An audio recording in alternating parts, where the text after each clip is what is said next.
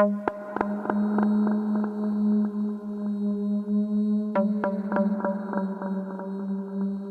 Gay Crime contains coarse language, adult themes, and content that is violent and disturbing. If at any time you feel you need help, please refer to the toll-free crisis lines in the show notes. Welcome to another episode of True Gay Crime. I'm your host, Patrick Marano. And on today's episode, we cover Luis Alfredo Garavito Cubillos, aka the Monster of the Andes, aka El Cura, aka the world's worst serial killer, aka the Monster of Genova, aka La Bestia, or the Beast. You know it's bad when you have 5 AKAs. This is the largest scale serial killer of modern times, murdering anywhere between 138 to 300 boys and teenagers in Colombia. But first, just a reminder, if you're listening on Apple Podcasts, to rate and review True Gay Crime. Doesn't cost you anything, and it sure as hell helps me out.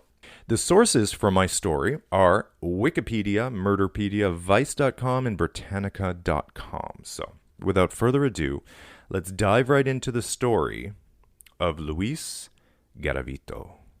On April 22nd, 1999, in the Colombian city of Villavicencio, a homeless man sits on the side of the road. His hand is outstretched for food, for coins, for whatever he can get. His bones are weary, his stomach is hungry, but his eyes are sharp. From his perch in the doorway, he sees a man across the street. Brown hair, green eyes, with a deep scar on his left arm. The man is talking to a young boy, not older than 12. The boy steps away from the man, but the man steps towards the boy and grabs his arm forcibly. The boy's eyes fill with fear. He kicks the man hard in the shin, and the man tightens his grip on the boy. Even though he's visibly drunk, the man easily overpowers the boy who's struggling to break free. The homeless man, fearing for the boy, gets up from his stoop and starts yelling at the drunk to leave the boy alone. Startled and not wanting to draw attention to himself, the drunk man lets go and slowly walks away. The boy doesn't hesitate. He bolts down the street and out of sight. The drunk man looks around for any other witnesses and doesn't realize the homeless man is memorizing his face. As the drunk man stumbles down the street, several taxi drivers pass him, slowly trying to avoid the man who's weaving on and off the street. Several drivers get a good look at the man who would later be dubbed by the Colombian press as La Bestia, or the Beast. Before he was called La Bestia, he was called Luis Alfredo Garavito Cubillos, born January 25th, 1957, the eldest of 7 sons in Genova, Quindío, in Colombia's western coffee-growing region. He's born into a violent household. His father, Manuel, is a drunk, he's very abusive, and he takes every opportunity to hit his children. Garavito's mother is a sex worker who's also abused by the father and who on occasion makes Garavito watch his mother with her clients, and then he lets the clients have their way with young Garavito. His mother was hooked on drugs and afraid of his father, so she couldn't stop the abuse, and physically abused by his father, molested by his mother's clients, and repeatedly raped by his male neighbors, Garavito only gets through a few years of school before running away from home to live on the tough streets of Colombia. At 8 years old, he meets a man on the streets who promises him a hot meal and a safe place to sleep. Garavito follows the man to an abandoned house where he's sexually assaulted by the stranger. The next day, he joins a street gang for protection. The gang robs people for food, money, and cars, which they sell for money at chop shops. At 16 years old, he starts work as a store clerk, then as a street vendor selling religious icons and prayer cards. Eventually, he makes enough money and is old enough to defend himself and fly solo. As an adult, he goes from job to job. He drinks heavily, he loses jobs left, right, and center, and he moves from town to town, repeating this pattern. During this time, he lives in a bunch of cities with women who are about the same age or older than Garavito, and they have children. Which sounds a lot like Colin Ireland. Remember Colin Ireland, the gay slayer? He was sort of going from woman to woman, from female companion to female companion who were usually a little bit older than him and also had children, which is kind of like, I wonder if they were looking for some kind of mother figure, somebody to save them, protect them, like his mother couldn't. I don't know. And although he lived with these children and his girlfriends, there are never any incidences of abuse. And in fact, by all accounts, Garavito is a caring and social father figure to his girlfriend's kids, even sending money back to them while he's on the road. Whether these relationships were platonic or not, we're just never going to know. But one of his girlfriends, quote unquote, was named Teresa, who herself has a small child from a previous relationship. And Teresa would later tell authorities that Garavito got along with her child very well, and that he was a kind man, though he easily got angry. He attempts suicide at least once during this time and is under psychiatric care for 5 years. So we can see this is not a good start for this man. I mean, anybody who's going to have any kind of inclination to become a monster, talk about everybody pushing the right buttons to make this monster appear. He's a chameleon. He's able to adapt to his ever-changing environments, and he's had to learn to do that on the streets for survival. He changes his looks with different disguises. He is whoever he needs to be in the moment to survive and to get what he needs. Okay, so here is his modus operandi. Operandi. Oh my God, I've never said that word. I always say M-O. Modus operandi. Operandi, yeah. Okay, his killing spree begins in 1992. His victims are all about the same. They're young boys. They're aged 6 to 16. Most of them are homeless, peasants, or orphaned by the decades-long civil war in Colombia. In other words, poor, they're vulnerable, and they won't generally be missed. Garavito would approach these boys in the crowded Colombian streets, usually on the weekends when everyone is at the marketplace. He did this during the broad daylight to arouse less suspicion, offering them odd jobs for money, drugs, candy, or food. The odd jobs were too good to be true for the kids. It's easy work, it's fast cash, so most of them would agree, because they need to help their families. He promises drugs to the addicts and places bets on games for children who like to gamble on the streets, and he would disguise himself as different characters. He grows different hairdos and uses different names. Sometimes he's a priest, sometimes a farmer, a street vendor, a drug dealer, an elderly man, a gambler. He would adjust his outfits for the job according to the local situation. For example, he would ask them to carry a crate of oranges in certain towns or help with cattle in other towns. And he even went so far as to pretend to represent a fictitious foundation for the elderly and children's educations. And in that way, he gained entrance to primary schools as a speaker. So this guy's a master manipulator. Master manipulator. Once he had cemented the trust of the boy, he would lure them away from the hustle and bustle of the marketplace to somewhere isolated like the tall grasses and plants of a hilly countryside. He'd walk with them for a long time until they were tired and they were more easily overtaken.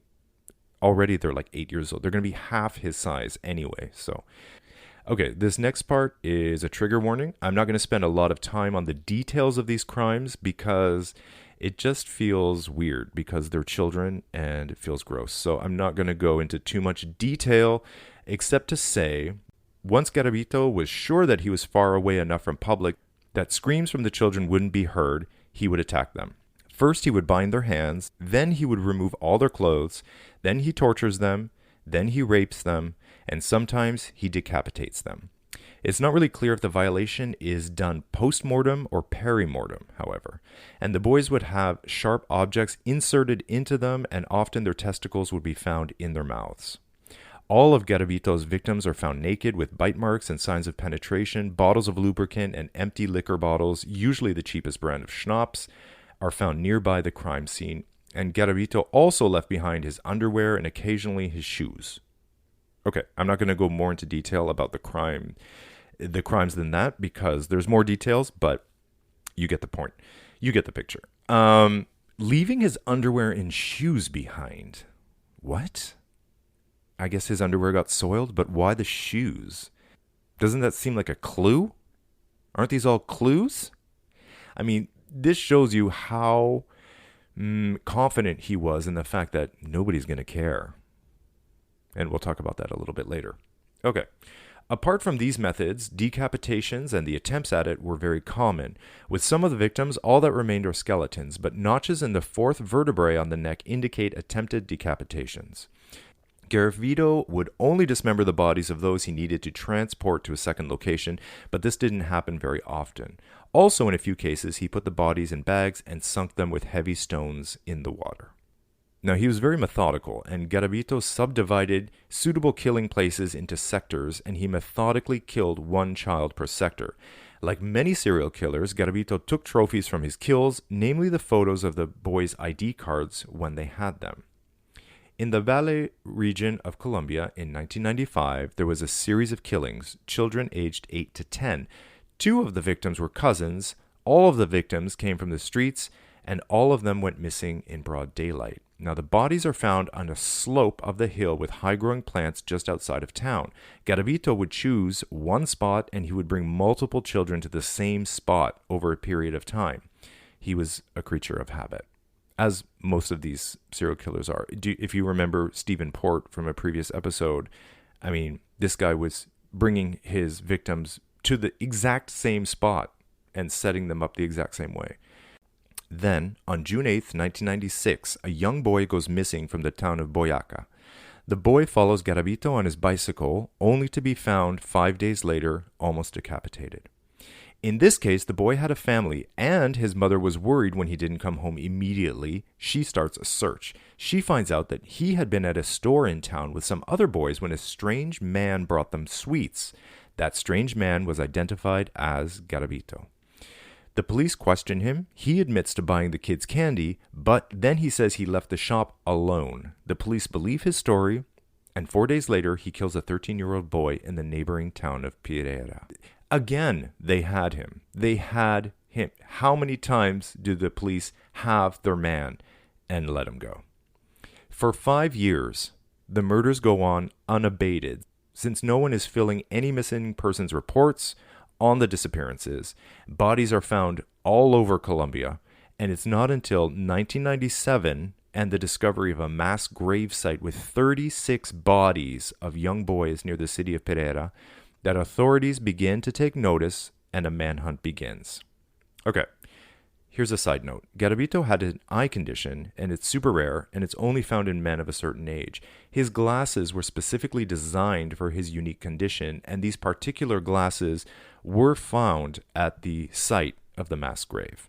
So, that looks pretty guilty. But before Garavito is even a suspect, the public finds out about the mass grave site, and everyone has an opinion about who could be doing these horrible things. Theories fly around like how it has to be multiple people because it couldn't be one person doing all this killing. That doesn't make any sense. Or they also thought, oh, it must be Satan worshippers. Obviously Satan worshippers. And that these were their sacrifices. And people even started to point the finger at the organ trade, but that was quickly dispelled since the bodies are obviously tortured and mutilated with unsterile tools, and most of the organs were intact. So, these weren't the clean cuts of the organ trade. This was just torture and murder. Another theory was that it was one of the other known serial killers on the loose in Colombia, like Pedro Alonso Lopez, a.k.a. the Strangler of the Andes. And we're going to talk a little bit more about the other serial killers of Colombia in a little bit. The widespread investigation found the killings weren't relegated to a specific location, and in February 1998, outside the town of Genova, 2 naked bodies were found lying next to each other. The boys are identified as best friends who had been missing, aged 11 and 13. They come from poor backgrounds and work the streets selling fruit and gum to help their families' incomes. One of the boys' mothers, who said that their son had rushed home on the day he disappears, claimed that he was offered work from a man who needed help transporting cattle. The next day, another body, only meters away from the first 2. All 3 had their hands bound and showed signs of sexual abuse. Their necks were cut with bruising on their backs, genitals, and legs, with the murder weapon found in the same area, a knife. Investigators also find a note bearing an address on it. The address leads police to the doorstep of Garavito's girlfriend, Teresa. I mean, you leave the murder weapon and an envelope with the address? Like, This. Do you remember Gary Ray Bowles from the last podcast when he murdered the guy in the trailer, but he forgot his parole papers were underneath the body with his name on it, basically just giving it all away. So when the police visit Teresa, she says she hasn't seen Garavito in months, but she gives them a bag he had left behind with his belongings. Get this. The items in the bag include ID pictures of young boys, detailed journals of his murders, okay, which is very Burdella. Burdella was keeping those journals, if you remember. A calendar with cryptic notes was found, a list of victims according to the dates and tally marks of his victims, and bills. So my question is, Teresa was sitting on all of this evidence and she never said anything? Like, obviously she looked through his shit. I mean, if he left a bag of stuff, I'm sure she was like, maybe looking through, maybe there's a few, Colombian pesos in there or something of use to her. I'm sure that she saw the items in the bag. The fact that she didn't go to the police, I mean, she must have been terrified, I guess. Okay, so of course the new information leads them to Garavito's place, but what do you think? Oh yeah, okay, it's empty. He's not anywhere to be found. Which brings us to April 22nd, 1999. The police have been searching for him, and then we go back to the opening story of this podcast where he tries to abduct a young boy. He's seen by a homeless man who frightens him away, but his identity is confirmed by the taxi cab drivers and the homeless man. And when police stop Garavito, he doesn't have ID on him. And in fact, he gives his name as a local small-town politician from a neighboring town. So he's just lying about his identity to the police. He says he got lost and he's trying to find his way back to his town. And in those days, there's no computer or electronic file. This isn't that long ago. But when you're dealing with a corrupt society, it's always lagging behind. So yes, it's 1999. There should be computer electronic files and with people's IDs and stuff. In Colombia, at this time, there was not. So there's no file record of people's IDs. And so the regular fingerprint identification hasn't been possible because of organizational and technical reasons. So at first, the police don't realize who they're talking to, La Bestia, which is Colombia's most wanted serial killer. But they bring him into the station on suspicion of rape of that boy that got away. Which is what happened. God, this is just like Groundhog's Day. This is exactly what happened with friggin' Gary Ray Bowles in the last podcast. They brought him in for something, thinking he was someone else, when really he was so much worse. And then they only discover who he really is once he's in custody. So, okay, continuing. On October 28th, 1999, after being in custody for 6 months, they don't know who he is for 6 months. They just think he's just some guy who attempted to rape a 12-year-old. Anyway, they're doing a routine check, and police find in his clothing several phone numbers that were written down. These numbers help them determine that they don't have some small-town politician in custody, but actually Garavito. And during his first round of questioning, he knows the gig is up. The jig is up? He knows the jig is up. What's a jig? I thought a jig was a dance. Shouldn't it be gig? Anyway, he knows the jig is up, so he confesses to murdering 140 boys, killing children in 54 cities across Colombia, as well as in Ecuador. The largest concentration of killings occurred in his native region of Pereira. Garavito admits to traveling far and wide during his killing spree, committing murders in at least 11 of Colombia's 32 departments. A department is like a province or a state. They have departments.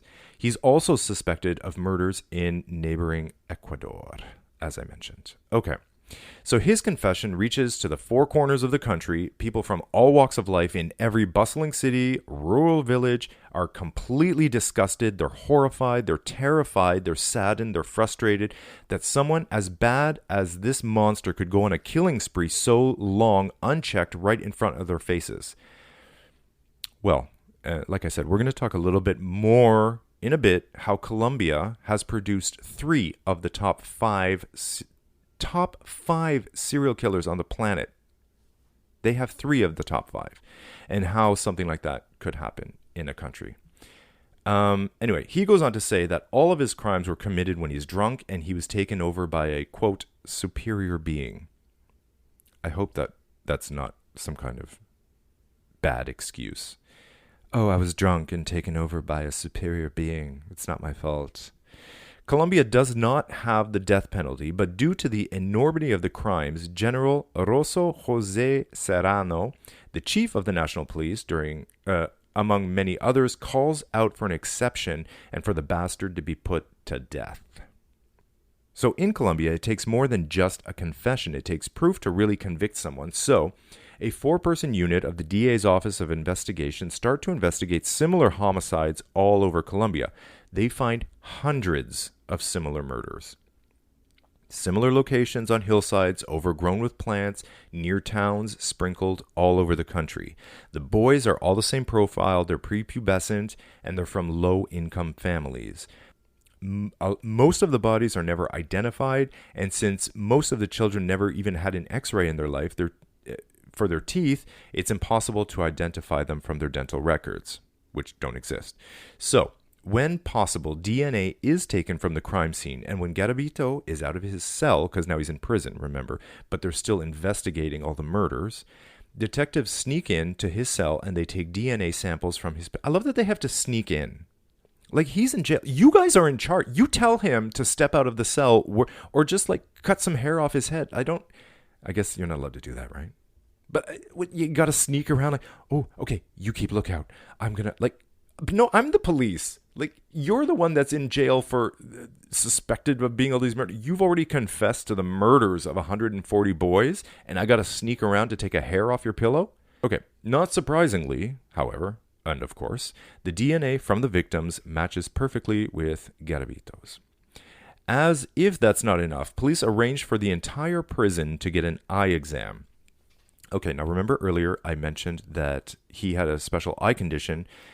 So he had special glasses. He left his special glasses at one of at the mass grave site for whatever reason. So the police find them and they're like, okay, the killer has this kind of eye condition. So what they do, which is very much like, quick, sneak into his cell and steal a hair off his pillow. They arrange for the entire prison to get an eye exam because they don't want to arouse suspicion from Garavito that they were onto him about his eyesight.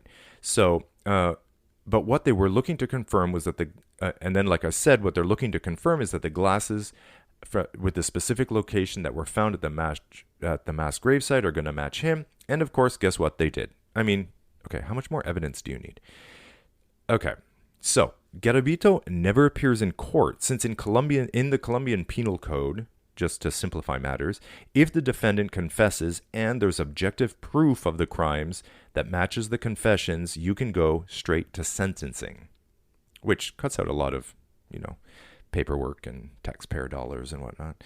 So, since Garavito confesses to murdering 140 children and the evidence is there to support that claim, a judge in Tunja, the capital of the central Boyacá province, convicts on 138 of the 172 accounts. He also found Garavito guilty of the attempted rape of the 12-year-old boy in Villavicencio in April 1999, the crime that obviously led to this arrest. He's sentenced to a total of, are you ready? 1,853 years and 9 days in prison, which is the lengthiest sentence in Colombian history, which obviously makes sense. He's the worst serial killer on the planet, so it should be the lengthiest sentence in history because they don't have the death penalty. So Garavito is currently serving his sentence in a maximum security prison in Valledupar in the department of El Cesar in Colombia. They have to keep him separate from the other prisoners because obviously they would just kill him immediately because they do not tolerate sex abuse of children at all in prison. Hey, everyone's got their standards. He's afraid of getting poisoned, obviously, and he only takes drinks that are given to him by a few people. But wouldn't that be a good thing? Like, let the prisoners do the dirty work. They should just put him in the general population and just let nature take its course, right? I mean, that would be very much like, remember, who had the heart condition? Remember a few podcasts ago, the guy with the heart condition? It was Berdella, right. Remember Berdella went to prison and he was complaining because they weren't giving him his heart medication, and then he died of a heart attack, which I thought was brilliant, because that way they didn't sentence him to death. They just didn't really help him out in prison. They just didn't, support his health. So in this case, they should just release Garavito into the general population, and well, he was killed by the prisoners. I mean, it wasn't us. This is about to get really fucking weird, and you're going to get upset. You're going to have a lot of questions.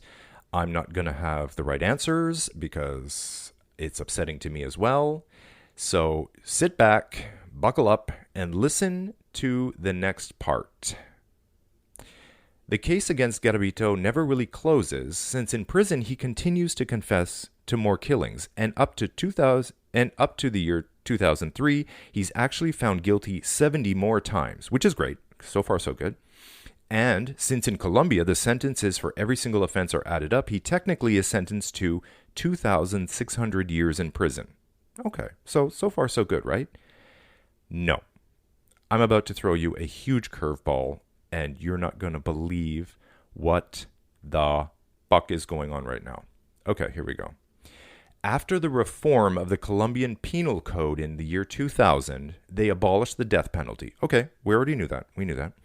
And no one can be imprisoned for more than 40 years in total. I'll say it again. Colombian law now limits imprisonment to 40 years, no matter what your crime is. So, due to the heinous crimes that Garavito committed, they do make a small exception, and he gets 60 years. Now, 60 years would see him die in prison, probably. But guess what? That sentence is reduced to 52 years and 6 months because of the plea deal that he takes, where he agrees to tell police where and when the crimes happened and where to find the bodies on a map, which he continues to do well into the 2000s.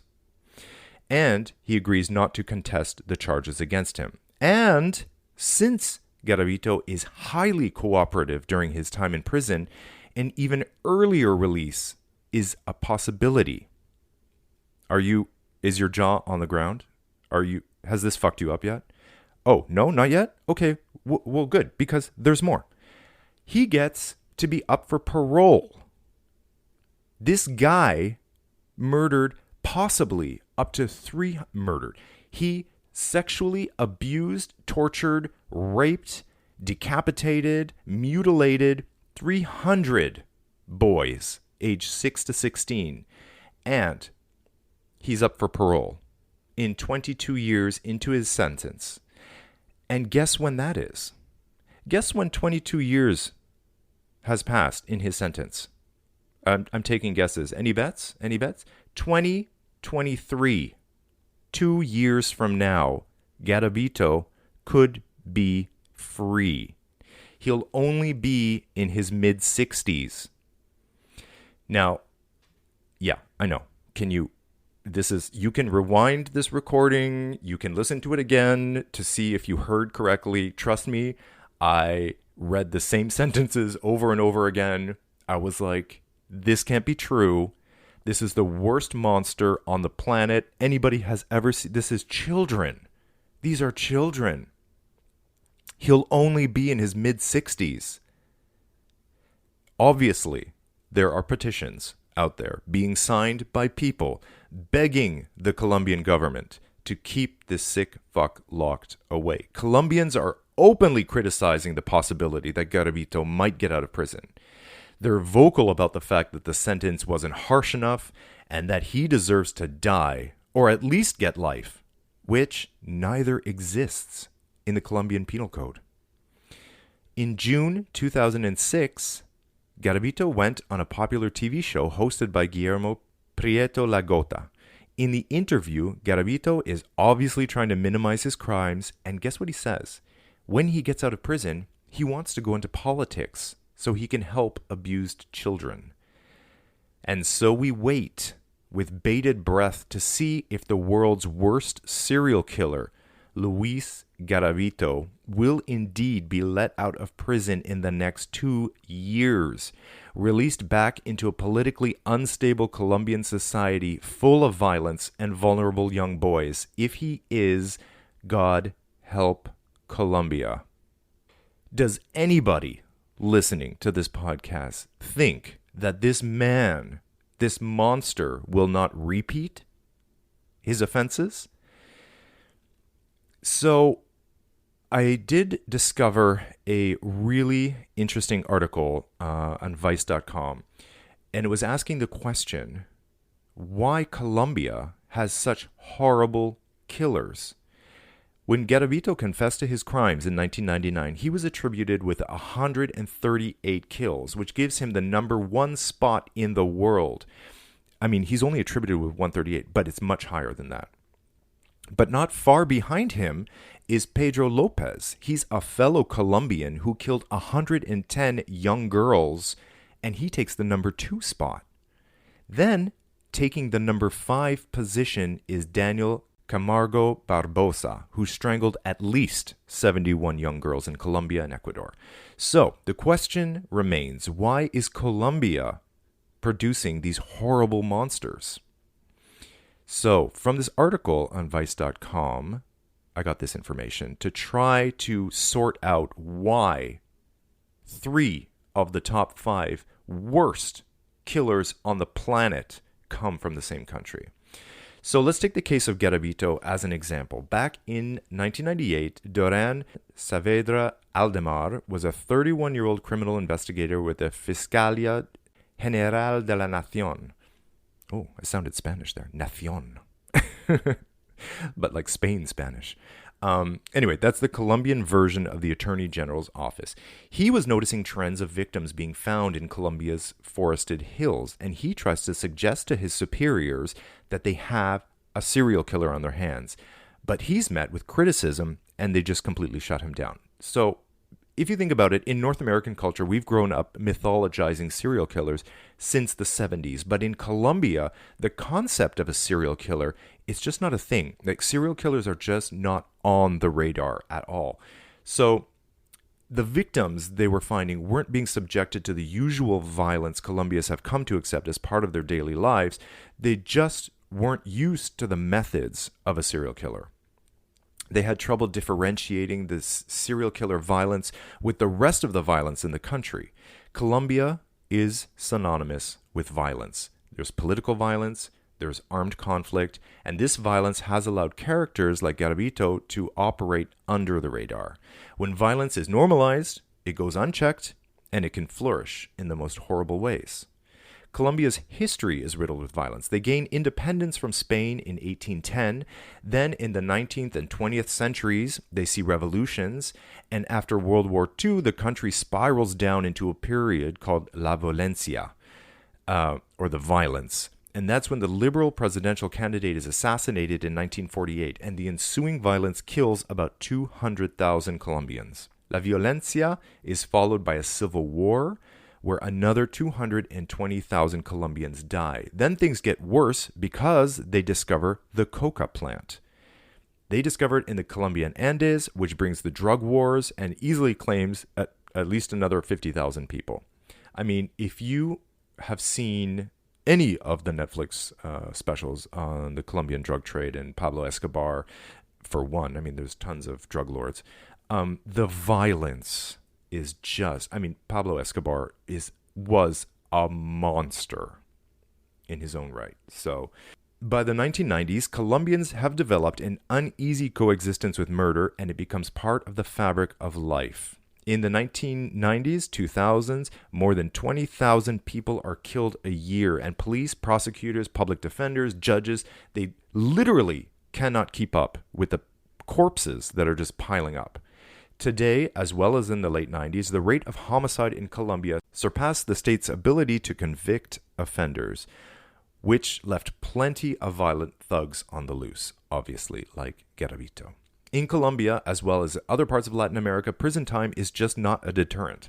So in Colombia, it's not genetics, it's not some intrinsic cultural factor that makes Colombians more violent than their neighbors in Chile, Ecuador, or Panama. Instead, we can just expect a higher likelihood of serial killings in countries with lax law enforcement, low clearance rates, which is basically convictions per capita, high levels of impunity, and the normalization of violence. It's a tragic product of normalized violence, ineffective policing, and corruption. Now, in terms of the problem of poverty and children, the children have been separated from their parents by said poverty or the political violence, and that has displaced 1.5 million Colombians in little more than a decade. These children are begging on the street, they sell newspapers, they shine shoes, they're desperate. Kids disappear all the time in Colombia. The authorities said it's because that no one is there to notice the children are missing or to inquire about their whereabouts, that Garavito was able to kill for so long without being detected. But his confession has brought an avalanche of criticism from poor people and poor communities, underserved communities, who say that the police are indifferent, abusive, and corrupt. Put on top of that the difficulties of getting different agencies to cooperate in a large country that is constantly suffering from political upheaval, massive violence, and organizational problems, and you have a recipe for disaster. This ends the horrible story of the world's worst serial killer, Luis Alfredo Garavito Cubillos. That article on Vice.com was so fascinating to me because it really shone a light on how a killer like that can go unchecked for so long. And it was a fascinating read to look at the history, the violent history of Colombia. And it's hard for me because at the beginning of this podcast, I was singing the praises of Colombia. Now, when I was there, I never felt in danger. Granted, I was there with my partner, and he's Colombian. So he speaks the language, he fits in, he looks like them.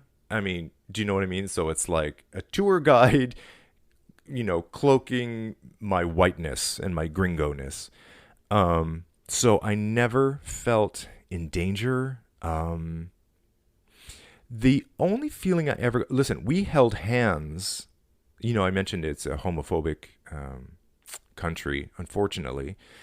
We were holding hands in broad daylight in the busy streets of Bogota. So I didn't, and I didn't notice any bad looks or anything. Listen, I get looks in Toronto for doing the same thing. So I didn't feel anything different. The only place where I felt, and it wasn't even, I felt I was in danger. I just felt like, better keep an eye on my wallet, was in Cartagena, because that is such a tourist location. And when you have a tourist destination like that, you have, cruise ships unloading rich white people into this, relatively poor city. You're going to have crime, right? You're going to have petty crime because that's where people are like stealing wallets. They're stealing cameras. They're trying to take advantage of you and, trick you into like little petty things. So I didn't feel like my life was in danger per se. I just felt like, I better keep an eye on my wallet and I'm just going to put my camera away or, keep my head. Maybe I won't make eye contact or I'll just keep my hat down a little bit. Because actually we got lost. My mom and I got lost at one point.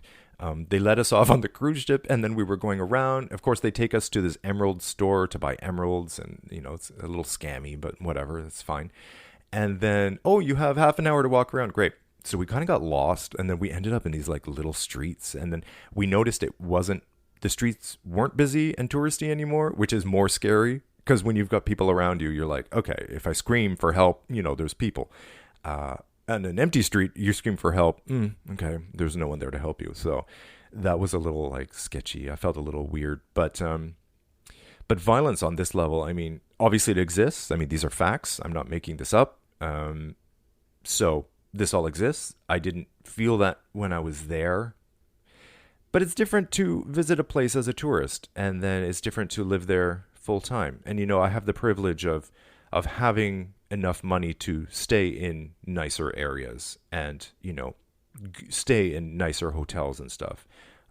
So we're talking about the countryside. We're talking about the poor towns. We're talking about children who maybe are orphaned. They don't have families. They're on the street. They're looking. They're begging. They're anything, a handout, anybody who's offering them, some work that they can get some cash and bring back to their families or feed themselves, or it's just a desperate situation. And then surrounded by violence is normal. Okay, well, and people go missing all the time.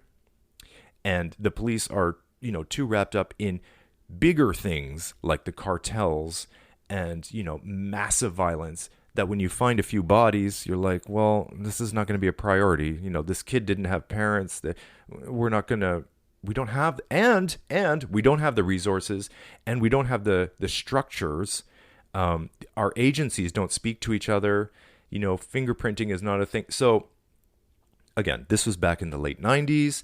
Things have progressed, to this date. And obviously, since they, have convicted and they know that 3 of the top worst serial killers come from Colombia, now they know what a serial killer is, to boot. And now they know what to look for. Now they know how to take care of it. The problem is the penal code. I can't get over the fact that the maximum sentence you can get is 40 years. That's the max, no matter what you did, no matter if you killed 300 children. This guy is up for parole in 2 years. Now, just because you're up for parole doesn't mean you're going to get it. It doesn't mean you're going to get out. Come on. I mean, this guy can't get out. This is not a thing that can happen. I don't think that he's actually going to be released. Maybe I'm looking through rose-colored glasses. I don't know. Listen, if I was in charge, you know me, I would stick him in with the general population and let nature take its course. Survival of the fittest, I say, in prison. Well, with somebody like that, who cares?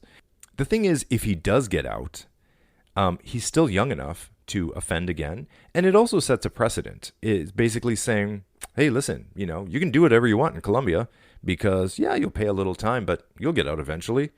Let's just hope. Let's keep an eye on the story and hope that this monster remains in prison. La Bestia, the monster of Genova, the world's worst serial killer, El Cura, and the monster of the Andes, Luis Garavito, stays in prison forever. Let's hope. That's it for today. Thank you for listening, and I will see you in the next episode of True Gay Crime. If you enjoyed this podcast, make sure to find the True Gay Crime Facebook page and follow us on Instagram at True Gay Crime. And we'd love to hear from you.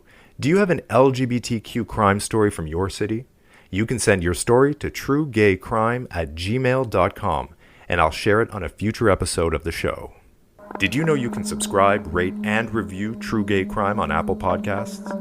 It would mean everything to me if you did, because it helps me create content you like, and it lets Apple know to share it with more people. Thank you for listening. And remember, always look behind you, lock your doors, tell someone where you're going, and look out for each other. Why can't we all just get along?